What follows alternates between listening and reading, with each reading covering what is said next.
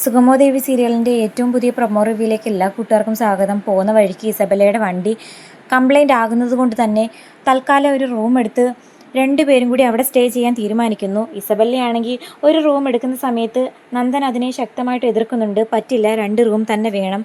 നന്ദനാണെങ്കിൽ തെറ്റുകളിൽ നിന്നൊക്കെ ഇസബല്ലയും കെവിനും രക്ഷപ്പെടുത്തുന്നതിൻ്റെ സ്നേഹം മാത്രമേ അവളോട് ഇതുവരെ ഉള്ളൂ. അല്ലാതെ ഇസബല്ല പ്രതീക്ഷിക്കുന്നത് പോലെ ദേവിയെ ഉപേക്ഷിച്ച് ബെല്ലയോടൊപ്പം പോകാൻ വേണ്ടിയിട്ടുള്ള മനസ്സൊന്നും തൽക്കാലം ഇതുവരെ ഉണ്ടായിട്ടില്ല. എന്തായാലും സിദ്ധാർത്ഥൻ സാറിനെ അറിയാവുന്ന, അതുപോലെ നന്ദനെയും ദേവികയും മനസ്സിലാക്കിയ ഒരു സുഹൃത്ത് അവിടെ ഉണ്ടായിരുന്നു. അദ്ദേഹമാണെങ്കിൽ ഇത് നല്ലൊരു ന്യൂസ് ആക്കാൻ പറ്റിയ അവസരമാണെന്നും പറഞ്ഞുകൊണ്ട് ചിന്തിക്കുന്നുണ്ട്. മാത്രമല്ല, ഈ ഒരു ന്യൂസ് ദേവിക MLAയുടെ ഭർത്താവ് ഹോട്ടൽ റൂം എടുത്ത് മറ്റൊരു പെൺകുട്ടിയായിട്ട് നിൽക്കുന്നു എന്ന രൂപത്തിൽ അദ്ദേഹം ഇതൊരു ന്യൂസായിട്ട് ഭയങ്കര വിഷയമാക്കുന്നു. അതെല്ലാം അറിഞ്ഞ് ദേവികയും അതുപോലെ സിദ്ധാർത്ഥൻ സാറും പ്രഭാവതിയൊക്കെ ആകെ തകർന്നിരിക്കുവാണ്. അപ്പം ഗിരീഷിനോട് രജനി വന്ന് ചോദിക്കുന്നു, എന്നാലും നന്ദു ഇത് എവിടെ പോയി? നന്ദു എന്തിനാ ഇങ്ങനെ ഒളിച്ചു നിൽക്കുന്നത്? എനിക്കൊന്നും ആലോചിച്ചിട്ട് ഒരു പിടുത്തമില്ലല്ലോ ഗിരി എന്ന് പറയുമ്പം ഗിരീഷ് പറയുന്നുണ്ട്, നന്ദൻ എന്തൊക്കെയോ തെറ്റ് ചെയ്തിട്ടുണ്ട്. അല്ലാതെ തെറ്റ് ചെയ്യാത്ത ആരും ഒന്നിനെയും ഭയക്കേണ്ട ആവശ്യമില്ല. ഫയൽ നഷ്ടമായതിൻ്റെ പേരിൽ ദേവിക കംപ്ലൈൻറ്റ് കൊടുത്തതിൻ്റെ തൊട്ട് പിന്നാലെ അവൻ ഇവിടുന്ന് പോയിട്ടുണ്ടെങ്കിൽ ഉറപ്പായിട്ടും ആ ഫയൽ നഷ്ടമായതിൻ്റെ പിന്നിൽ അവൻ എന്തോ പങ്കുണ്ട്. മാത്രമല്ല, പ്രഭാവതി ആൻറ്റിയുടെ പെരുമാറ്റത്തിലും ചില സംശയങ്ങളുണ്ട്. KK നായരുടെ പ്ലാന്റ് അനുവദിക്കാൻ പ്രഭാവതി ആൻറ്റിയും കൂടിയാണല്ലോ ദേവികയെ സമ്മർദ്ദം ചെലുത്തിയത്.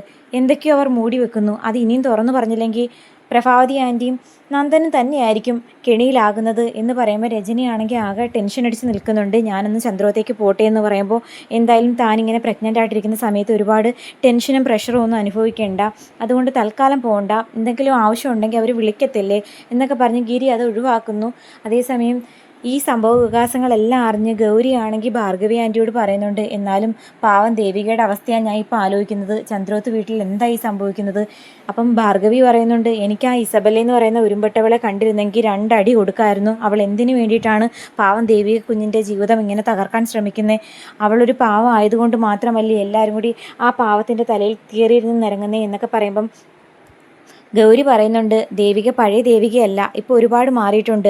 ഇപ്പോൾ ആരെന്ത് പറഞ്ഞാലും കരഞ്ഞുകൊണ്ട് കേട്ടുകൊണ്ടിരിക്കുന്ന ദേവികയെന്ന് മാറി ഇപ്പം നന്ദനും പ്രഭാവതി ആൻറ്റിക്കും എതിരെ കംപ്ലൈൻറ്റ് കൊടുക്കാൻ വരെ അവൾക്ക് ധൈര്യം കിട്ടിയില്ലേ? അത് സമ്മതിക്കേണ്ട കാര്യമാണ് എന്നൊക്കെ പറയുമ്പോൾ ഇനി ചന്ദ്രോത്ത് വീട്ടിൽ ഇതിനെ തുടർന്ന് എന്തൊക്കെ പ്രശ്നം ഉണ്ടാകാൻ പോകുന്നു എന്ന് ഞാൻ ആലോചിക്കുന്നതെന്ന് ഭാർഗവി പറഞ്ഞ് വിഷമിച്ച് നിൽക്കുന്നുണ്ട്. താൻ കാരണമാണ് ഇത്രയധികം പ്രശ്നങ്ങൾ ഉണ്ടായത്. ദേവിക ഇപ്പോൾ അനുഭവിക്കുന്ന മാനസിക പ്രയാസങ്ങൾക്കും മാനക്കേടിനുമെല്ലാം താൻ കാരണമാണല്ലോ എന്നാലോചിച്ചിട്ട് നന്ദനാണെങ്കിൽ ആകെ തല പുകഞ്ഞ് വിഷമിച്ച് നിൽക്കുവാണ്. സോഷ്യൽ മീഡിയയിലുണ്ടായ ഈ ഒരു ന്യൂസും കൂടി, അതായത് ഒരു തവണ ഇസബല്ലയും നന്ദനയും കൂട്ടിച്ചേർത്ത് ഒരുപാട് ന്യൂസ് പബ്ലിഷ് ആയതാണ്. അതിൽ നിന്നൊന്ന് കരകയറി വന്നതിൻ്റെ തൊട്ട് പിന്നാലെയാണ് ഇപ്പോൾ ഇസബല്ലയും നന്ദനും കൂടി ഒരുമിച്ചൊരു ഹോട്ടൽ റൂം എടുത്തു എന്നുള്ള രൂപത്തിൽ ഇങ്ങനൊരു ന്യൂസ് ഉണ്ടായത്. അത് വീണ്ടും നന്ദനെ വല്ലാതെ സമ്മർദ്ദത്തിലാഴ്ത്തുന്നു. താൻ ഇങ്ങനെയൊക്കെ ചെയ്യേണ്ടിയിരുന്നില്ല, ചെയ്ത തെറ്റെല്ലാം ഏറ്റുപറഞ്ഞ് ശിക്ഷ ഏറ്റുവാങ്ങുന്നതായിരുന്നു ഇതിലും ഭേദം നല്ലത്. ഓരോ ദിവസവും ഇങ്ങനെ പ്രഷർ അനുഭവിച്ച് ജീവിക്കാൻ എനിക്ക് വയ്യ, എനിക്കിനി ആരുമില്ല എന്നൊക്കെ പറഞ്ഞ് സങ്കടപ്പെടുമ്പോൾ ഇസബല്ല നന്ദനെ സമാധാനിപ്പിക്കുന്നുണ്ട്. നന്ദൻ ആരുമില്ലെന്ന് അങ്ങനെ നന്ദു വിചാരിക്കേണ്ട, നന്ദൻ എല്ലാവരും ഉണ്ട്, ആരില്ലെങ്കിൽ തന്നെ ഞാനില്ലേ, പിന്നെ എന്തിനാ വിഷമിക്കുന്നേ എന്നൊക്കെ പറഞ്ഞ് സമാധാനിപ്പിക്കുന്നു. അതേസമയം എങ്ങനെയെങ്കിലും പ്രഭാവതിയുടെ വായിൽ നിന്നും നന്ദൻ എവിടാണ് എന്ന് കണ്ടുപിടിക്കാൻ വേണ്ടിയിട്ട് സിദ്ധാർത്ഥൻ സാറും അതുപോലെ ദേവികയും ശ്രമിക്കുന്നുണ്ട്. ഇനിയും തുറന്നു പറഞ്ഞില്ലെന്നുണ്ടെങ്കിൽ ദേവിക അനുഭവിക്കുന്ന മാനസിക സംഘർഷം എന്താണെന്ന് തനിക്ക് ഊഹിക്കുന്നതിനും അപ്പുറമാണ്. MLA സ്ഥാനം നഷ്ടമാകുന്നു എന്ന് മാത്രമല്ല, സമൂഹത്തിൽ ദേവി അനുഭവിക്കുന്ന വിഷമം തനിക്ക് ഊഹിക്കുന്നതിലും അപ്പുറമാണ്. അതുകൊണ്ട് ഇനിയെങ്കിലും താൻ സത്യം പറ, എന്തിനാണ് നന്ദു ഇങ്ങനെയൊക്കെ ചെയ്യുന്നത്? നന്ദു അല്ലേ ആ ഫയൽ മോഷ്ടിച്ചത്? ഇപ്പോൾ എവിടെയാണ് എന്നൊക്കെ ചോദിക്കുമ്പം എന്തുത്തരം പറയണം എന്ന് ആലോചിച്ചിങ്ങനെ പ്രഭാവതി ആൻറ്റി ടെൻഷൻ അടിച്ച് നിൽക്കുന്നത് കണ്ട് ദേവിക പറയുന്നു, ഇല്ല അച്ഛാ, അങ്ങനെയൊന്നും അമ്മ സത്യം തുറന്നു പറയില്ല. സത്യം തുറന്നു പറഞ്ഞിരുന്നെങ്കിൽ എന്നെയും കൊണ്ട് പറ്റുന്ന രൂപത്തിൽ ഞാൻ നന്ദനെ രക്ഷപ്പെടുത്താൻ ശ്രമിച്ചേനെ. എന്താ നന്ദുവിൻ്റെ പ്രോബ്ലം എന്നെങ്കിലും ഇതുവരെ എന്നോട് പറയാൻ അമ്മയ്ക്കോ അല്ലെങ്കിൽ നന്ദുവിനോ സാധിച്ചിട്ടില്ല.